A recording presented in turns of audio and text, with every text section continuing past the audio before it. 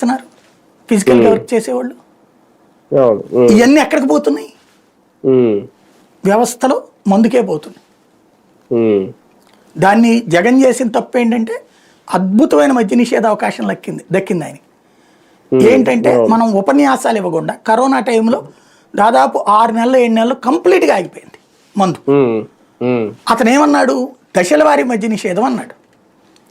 ఏడాదికి 20% చొప్పున షాపులు బార్లు తీసేసి 5 ఏళ్ల తర్వాత కేవలం డబ్బున్నటువంటి బాగా అందుబాటులో బాగా 1000 రూపాయలు ఆ రేంజ్లో ఉన్నటువంటి వాళ్ళకే కొనుక్కునేటట్టు చేస్తుంటే స్టార్ హోటల్ రేట్లు అని చెప్పాడు ఆ రోజున అతను. అందులో తొలి దశలో బిగిన్ చేసినోడు ఏం చేశాడు? ఫైనల్గా కరోనా టైంలో 6-7 నెలల పాటు అసలు తాగల జనం. ఆపేయచ్చు కదా అతను. ఆ టైంలో కంప్లీట్ మద్య నిషేధం ప్రకటిస్తే అద్భుతమైన ఛాన్స్. కానీ ఇక్కడ చేతిలో డబ్బులు లేవు కదా, -20 GSDP కదా ఆ రోజున. కాబట్టి అర్జెంటుగా డబ్బులు సంపాదించడానికి మద్యమే బెటర్ అని సలహా ఇవ్వగానే అది అమలు చేశాడు. ఆ ఇంపాక్ట్ మద్య నిషేధ స్ఫూర్తి చచ్చిపోయింది. అంతకుముందు 10%, 20% మొదటి ఏడాది తీసేశాడు షాపులు. ఈ కరోనా టైంలో 13% తగ్గించాడు షాపులు గారి బార్లు.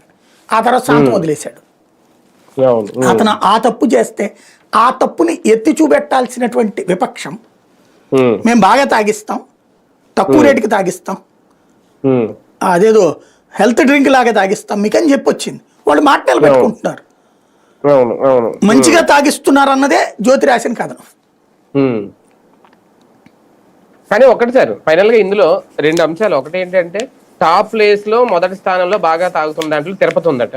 అంటే ఇంకా ఆధ్యాత్మిక గ్రంథాలు అది ఇదని ఏం లేదు, ఎక్కడైనా సరే వెచ్చలవిడిగా ఇంకా అమ్మకాలు జరుగుతున్నాయనేది ఒకటి. రెండోది